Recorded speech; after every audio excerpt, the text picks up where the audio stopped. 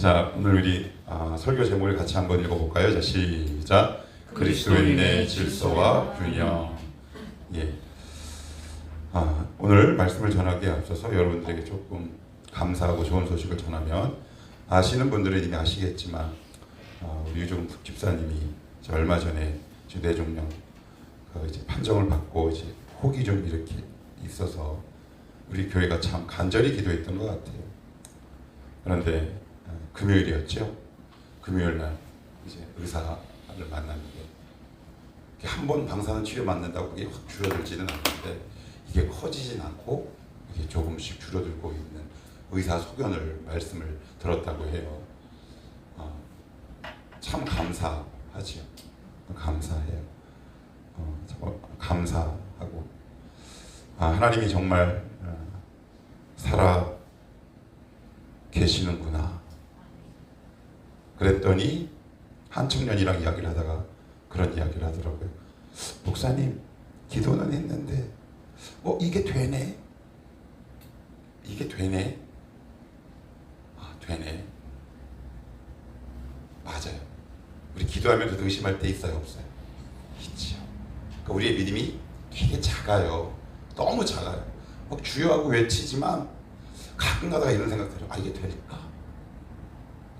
근데 중요한 게 있어요. 그럼에도 불구하고 기도의 자리를 이탈하지 않는 게 중요해요. 그거 정말 어려운 거거든요. 그게 진짜 믿음이에요. 내가 이 사람이 확 믿어져서 믿으면 그거 누가 못해요. 그런데 약간의 의심도 있고, 그죠? 아닌 것 같은데 그래도 한 가지 빛이나마 희망을 꽉 붙들고 그 기도의 자리를 지키는 거. 예전에는 저는 주여 믿습니다 할 때 100% 믿어지는 것인 줄 알았는데, 목사인 저도 희미한 불빛이에요. 희미. 이거 될까? 이거 될까? 그런데 이게 되더라고요. 그러니까 우리에게 있는 믿음은 큰 믿음을 요구하시는 게 아니에요. 의심이 들어갈 수 있죠. 그렇지만 중요한 건 그럼에도 불구하고 내 믿음에 참 불순물이 많아요. 안 그러세요? 저의 모습을 보면 제 기도와 믿음에 불순물이 참 많아요. 그런데 그것을 수용해 주시더라고요. 그래, 너 그 정도면 됐다. 내가 네 믿음 받아준다. 그러니까 하나님 우리에게 요구하신 믿음의 크기가 결코 크지 않다라는 걸, 이렇게 세월이 지나가면서 더 절실히 느껴져요. 나의 믿음보다 하나님의 은혜와 긍휼이 훨씬 크구나. 나의 믿음의 크기보다 하나님의 사랑의 크기가 훨씬 크구나. 그것 때문에 내가 살아있구나. 내가 예수 안 떠나고 지금도 이렇게 붙어있구나. 그 생각을 갖게 됩니다. 오늘 말씀을 통해서 이 제목을 한번 정해봤어요. 6장 이야기를 안 할 수는 없습니다. 간단하게 요약을 하면, 사마리아 북이스라엘의 어느 날 아람 왕이 쳐들어와서 그 성을 에워싸지요. 그랬더니 그 안에서 비극적인 일들이 발생합니다. 나귀머리 하나가 평균 임금 노동자의 약 2년치에 해당하는 가격이 폭등하게 되죠. 그러니까 화폐 가치가 떨어지는 거죠. 질서가 깨집니다. 하나님의 은혜의 먹거리가 중단된 공동체, 하나님의 은혜의 먹거리가 단절된 개인에게 일어나는 병리 현상을 성경은 고발하고 있는 겁니다. 하나님과의 관계가 중단되어 버릴 때 내 삶에 어떤 일들이 발생하는가. 근데 그걸로 끝나는 게 아니라 사람이 사람을 식물로 삼는 일들이 발생해요. 너무 비극적인 일이죠. 여기서 우리의 고민이 있어요. 하나님은 왜 저 사람을 그렇게 놔두실까? 제 방황하는데 왜 이렇게 놔두실까? 라는 의문을 참 많이 했고, 너무 부끄러운 이야기인데, 제가 저를 보면서 느낄 때 있어요. 왜 놔두시지? 이렇게 탁 때리면 돌아갈 수 있을 것 같은데 왜 그럴까요?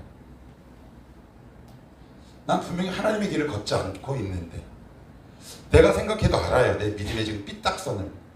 이거 아닌데, 이거 뭔가 좀 찜찜한데, 그런데 두렵고 불안하지만 내가 돌이킬 힘과 능력은 없고, 차라리 그때 이렇게 툭 하면 한번 건드려 주시면 아이고 잘못했습니다라고 돌아갈 수 있겠는데, 하나님은 그냥 묵묵히 우리를 유기나 혹은 방기하는 것처럼, 때로는 무관심처럼 느껴지는 상황에 내가 빠져 있을 때가 있어요, 없어요?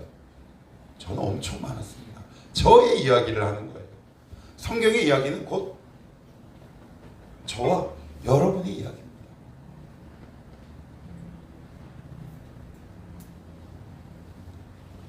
그래서 우리는 성경의 귀를 정말 기울일 수 있어야 돼요. 은혜가 고갈된 성도. 왜 그러냐면 민수기에 보시면 10장 이후 12장, 13, 14, 15, 16 드디어 출애굽한 이스라엘 백성이 200만이라고 합시다. 여러 가지 설왕설래 다른 의견들이 있긴 하지만 우리가 익히 들어왔던 숫자, 그게 더 편하겠죠. 200만에 달하는 이스라엘 백성이 광야에 딱 서게 됩니다. 가나안이 바로 저기예요. 들어갈 수 있어요. 근데 하나님이 한 가지를 요구하십니다. 정탐을 하고 와라. 그래서 정탐해요. 교회를 좀 다닌 사람이라면 익히 들어왔던 내용이고 잘 아는 내용입니다. 그랬더니 12명을 보냈는데 그 가운데 10명은 불평과 원망합니다. 그리고 나머지 2명 누군가요? 여호수아와 갈렙은 희망의 메시지를 들고 오죠. 그런데 인간은 어떤 존재냐? 부정적인 메시지에 훨씬 더 영향을 많이 받습니다. 알 권리요? 여러분, 인간은 부정적인 메시지에 훨씬 더 강력한 전염력이 있어요. 그래서 악은 경험하지 않으면 않을수록 훨씬 더 도움이 됩니다. 왜요? 안다고 해서 그것을 끊을 수 있는 존재가 아니라 알면 죄의 호기심이 발동하기 때문에 그렇습니다. 그렇지 않습니까? 여러분, 안다고 해서 끊을 수 있나요? 아니, 못 끊어요. 여러분, 못 끊습니다. 그런데 하나님은 이렇게 명령하십니다. 너희들이 원망을 했으니, 나 믿지 않았으니, 그러면 내가 너에게 일종의 벌을 내리겠는데 40년 동안 광야를 헤매리라. 그래서 우리는 이런 설교를 들어왔어요. 말씀에 순종하지 않으면 고생한다. 물론 맞아요. 근데 더 중요한 메시지가 있어요. 그들의 원래 직업은 뭐였나요? 종이었어요. 종, 노예. 노예에게 없는 것, 가장 노예가 필요한 것. 여러분들이 만약에 종으로 노예로 잡혀갔으면 가장 원하는 게 뭘까요? 자유죠. 자유의 대가와 가치를 알게 하시는 거예요. 예수 믿고 나서 하나님이 여러분들 이렇게 방종하게 삶을 사는데 한번 이렇게 딱 부르세요. 근데 그래서 깨닫지 못하면 하나님이 여러분들을 훈련시키는 방법이 뭐가 있냐면 잠시 놓으세요. 근데 그게 죽어라가 아니라 네가 부딪혀서 깨닫기를 원한다라는 거예요. 뭐의 가치를? 자유의 가치. 무슨 가치를? 은혜의 가치. 그래서 신앙과 믿음은 이 문장으로 요약이 돼요. 하나님의 은혜의 가치의 깊이를 점점 알아가는 과정. 전 이렇게 정리 내리고 싶어요. 그런데 잘 그 가치가 안 느껴지죠. 그래서 우리를 끝까지 가게 하세요. 그런데 주변에서 보는 사람은 속이 터져요, 안 터져요? 너무 창피한 이야기지만 제 아내가 저를 보면서 그럴 때가 종종 있었어요. 신혼 초에. 하나님, 제 목사로 부름을 받았는데 제가 보기엔 도저히 목사의 자질과 실력과 영성과 인품과 성품과 됨됨이가 돼 보이지 않는데 어느 때까지 쟤를 그냥 놔두시겠습니까? 그런데 하나님은 저를 그대로 방기하셨어요. 그래서 어떻게 했냐? 쓴맛을 보게 하셨어요. 여기까지 가면 안 되는구나. 돌이키. 뭘 알았을까요? 은혜의 소중함을. 뭘 제가 알았을까요? 말씀의 위대함을. 무엇을 알았을까요? 하나님의 은혜의 가치를 알게 돼요. 사마리아 성을 에워싼 그 안에 일어난 일들이 바로 이것이 핵심 메시지인 거예요. 너희들 한번 마음대로 살아봐. 너희들이 어디까지 갈 수 있는가? 그 최종점이 뭐라고요?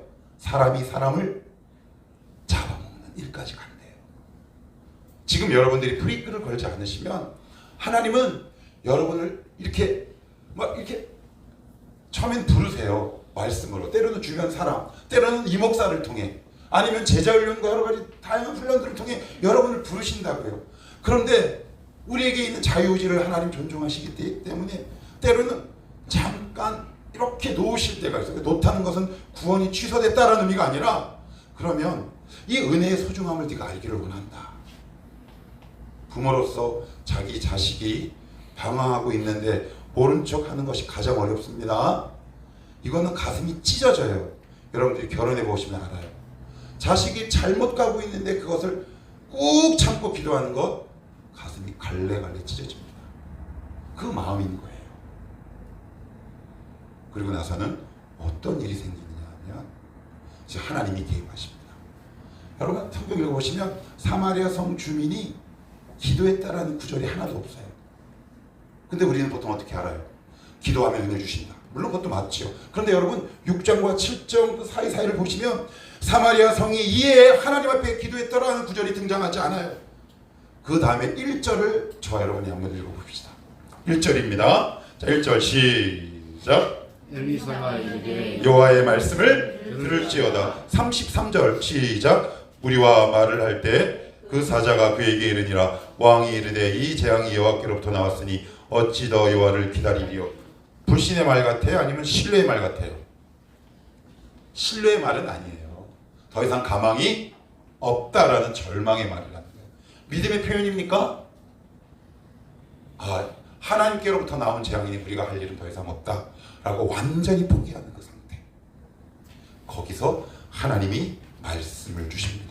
근데 말씀이 내려왔더니 그 사마리아 성에게 어떤 역사가 일어나는지를 우리가 볼 수 있어야 돼요.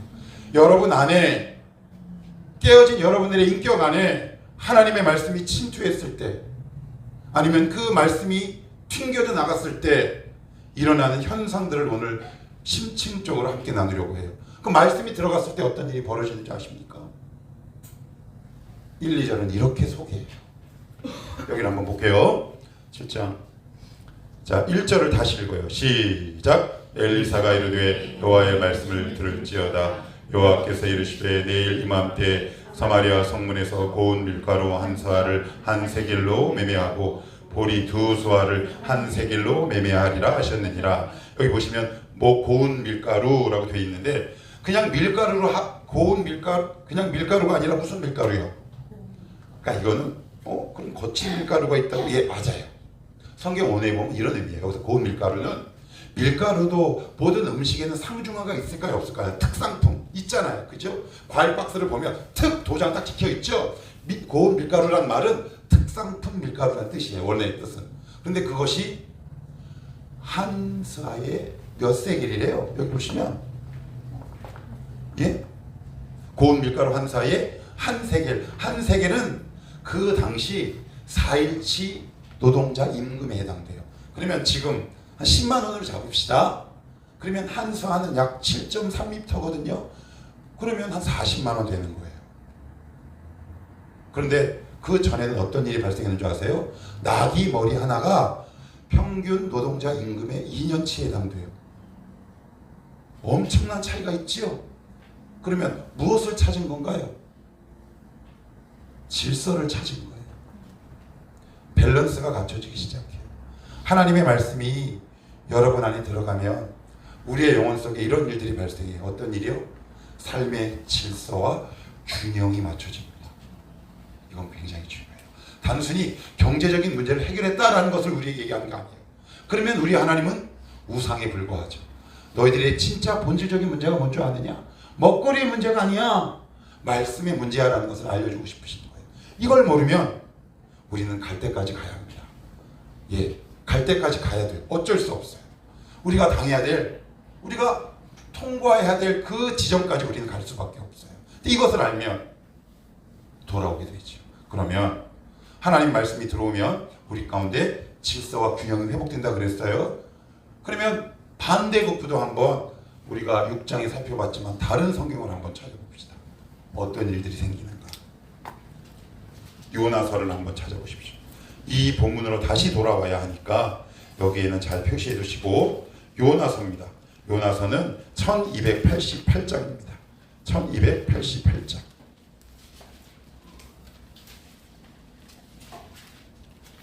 1288장. 1288페이지 정도 됩니다. 1289, 1288.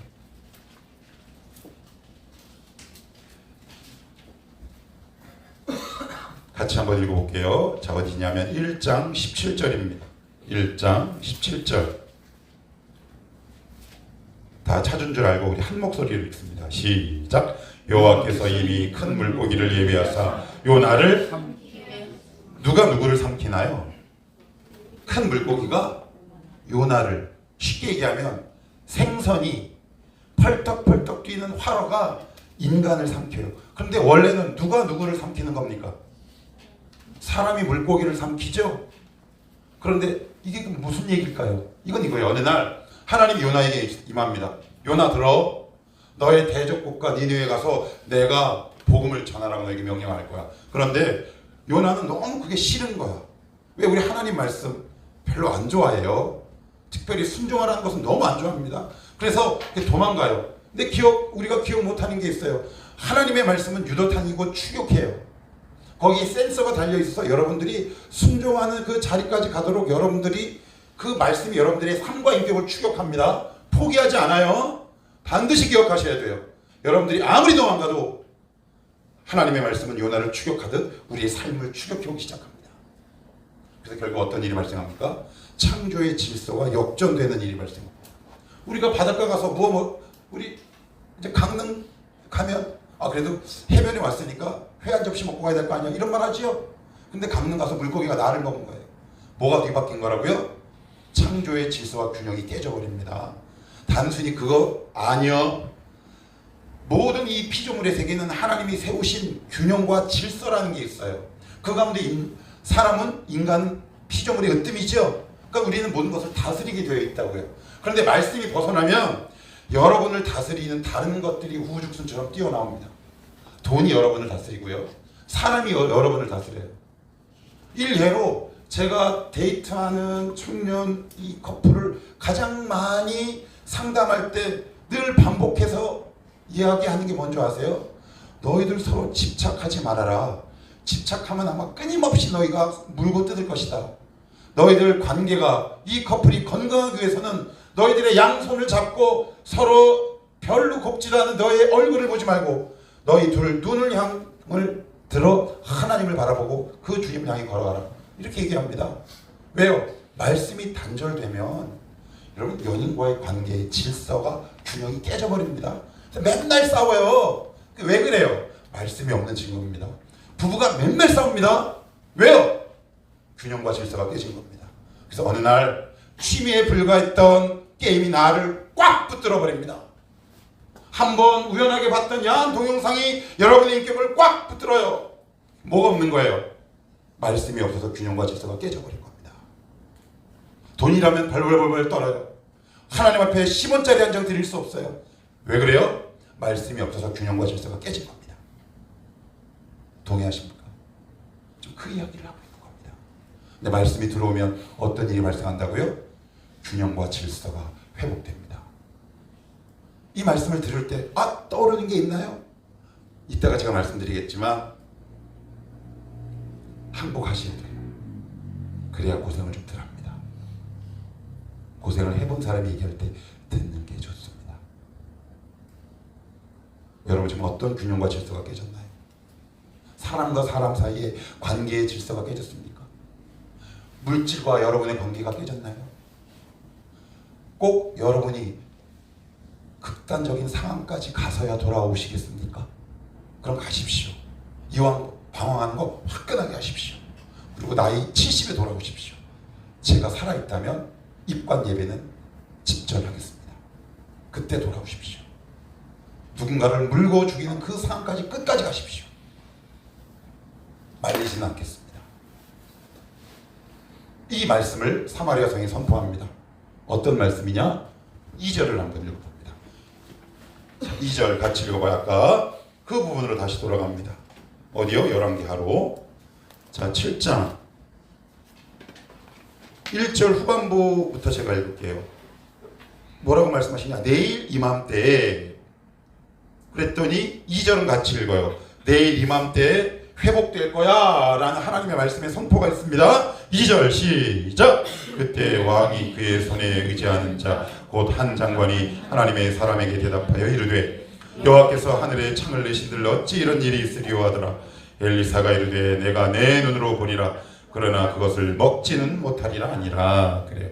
제가 아침 기도 때도 제가 여러분들에게 말씀드린 기억이 있는데 영국에서 자기 호칭을 받은 007 2대 007인가 션 커넬이 주연의 더 락이라는 영화가 있는데 그 영화는 반은 픽션 반은 논픽션인데 그 논픽션 즉 사실은 뭐냐 알카트레스라는 교도소를 실제 사용했는데 샌프란시스코 베이 샌프란시스코 해변으로부터 약 2.34km 떨어진 곳에 있는 작은 섬에 있는 교도소 이름이 뭐냐 알카트레스예요.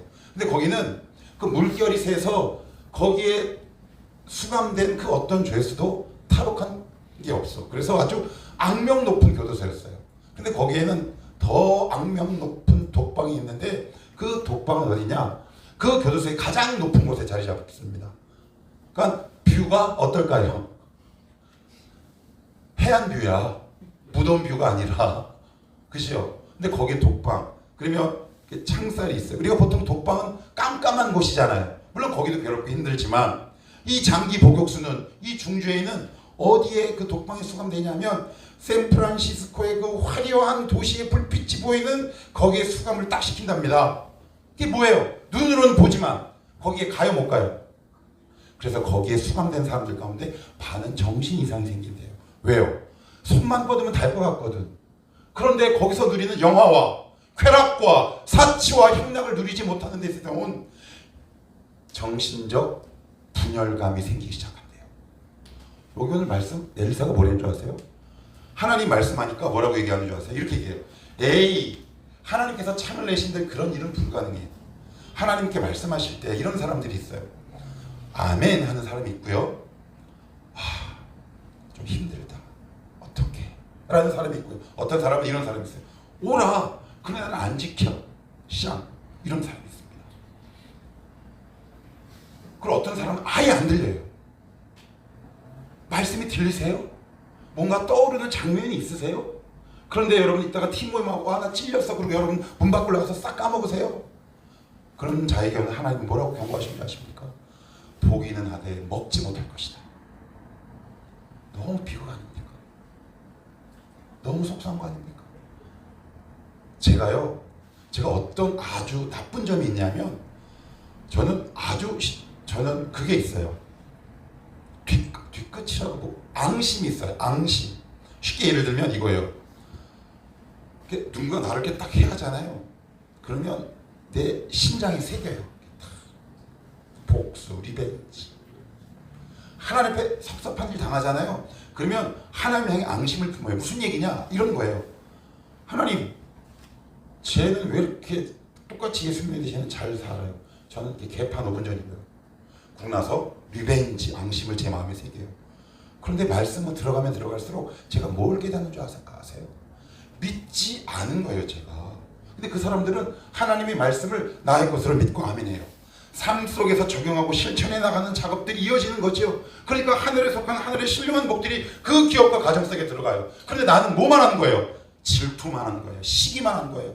말씀을 받을 생각은 안 하고 말씀대로 살아날 생각은 전혀 하지 않고 내 안에 시기심만 가득했어요.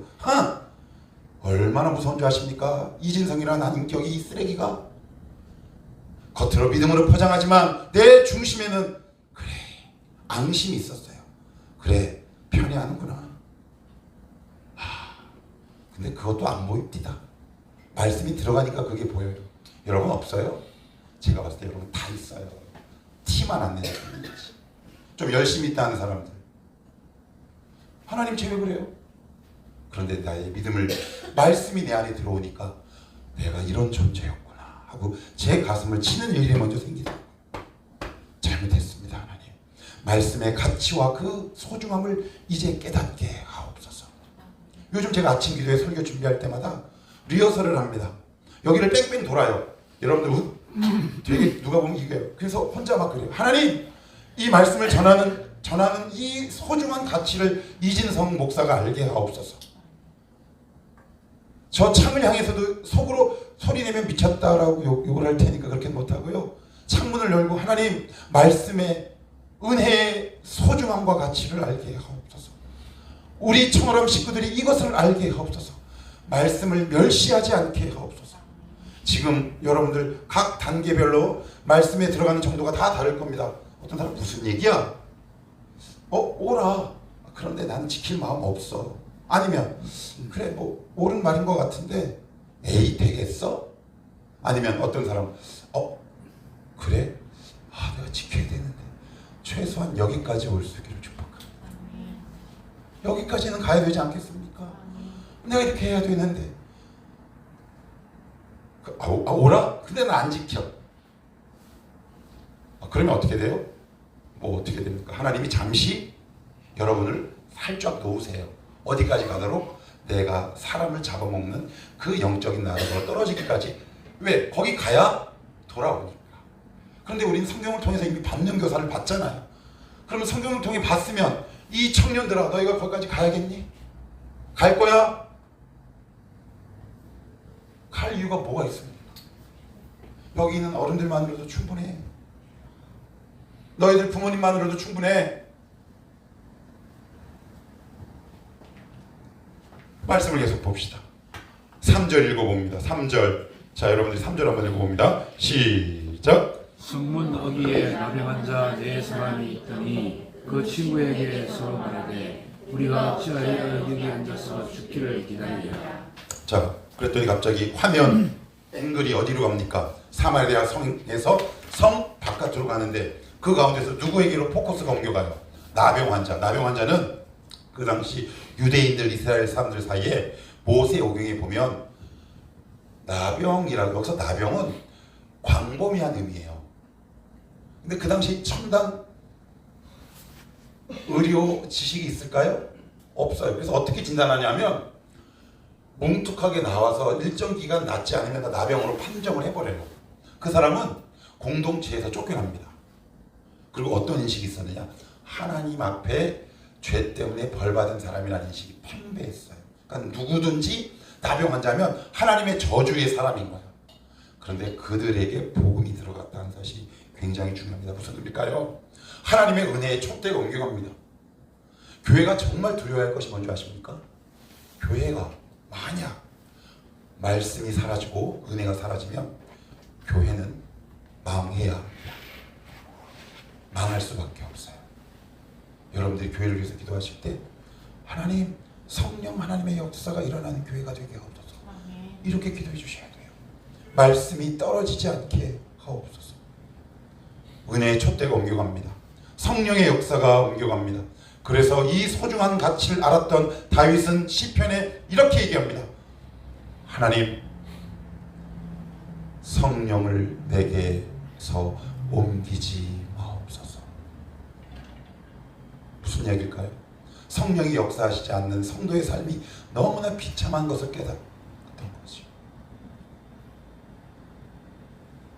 우리가 이제 여러분들이 나가면 아마 말씀 잊을 겁니다.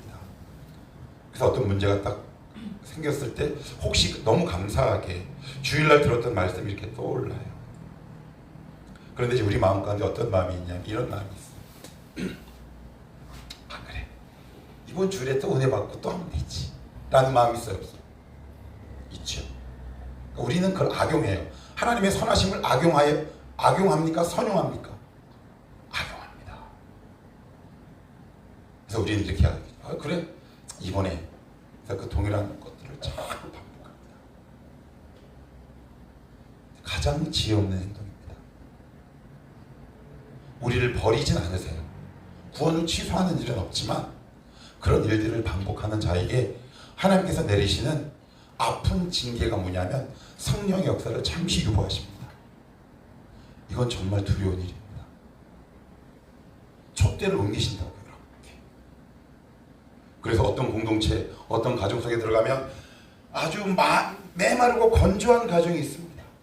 메마르고 건조한 영혼이 있습니다. 여기까지 가셔야겠습니까? 마지막으로 볼게요. 지금 보시면 사마리아 성 안에 있는 사람들은 성 바깥으로 나왔나요? 못 나왔나요? 아직 성 안에 있죠. 왜 성 안에 있어요? 말씀을 믿지 않아서. 그러면 나병 환자는요? 성 밖에요. 그래서 아람 군대가 버리고 간 여러 가지 다양한 식품과 다양한 음식 재료와 무기와 금은보화를 얻게 됩니다. 말씀을 믿으면요, 여러분 자유함이 있어요. 이게 마지막 우리에게 주신 메시지입니다. 여러분 자유함이 있나요? 돈 많은 친구 보면 자유함이 없지요. 그죠? 나보다 잘생긴 사람 만나면 자유함이 없지요. 여러분들보다 월등한 믿음의 사람을 만나면 자유함이 없지요. 왜요? 말씀이 없는 겁니다. 말씀이 깊이 들어가지 않은 겁니다. 왜 나는 늘 열등감에 시달려야 합니까? 누구만 만나면 늘 나는 열등감에 시달려. 그리고 자기를 학대해.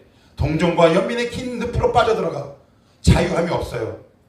키에르 케고르는 그의 한 책에 이렇게 얘기합니다. 내가 예수를 믿는 이유, 내가 철학에서 복음으로 옮겨간 이유는 그 첫 번째 이유는 바로 프리덤이다.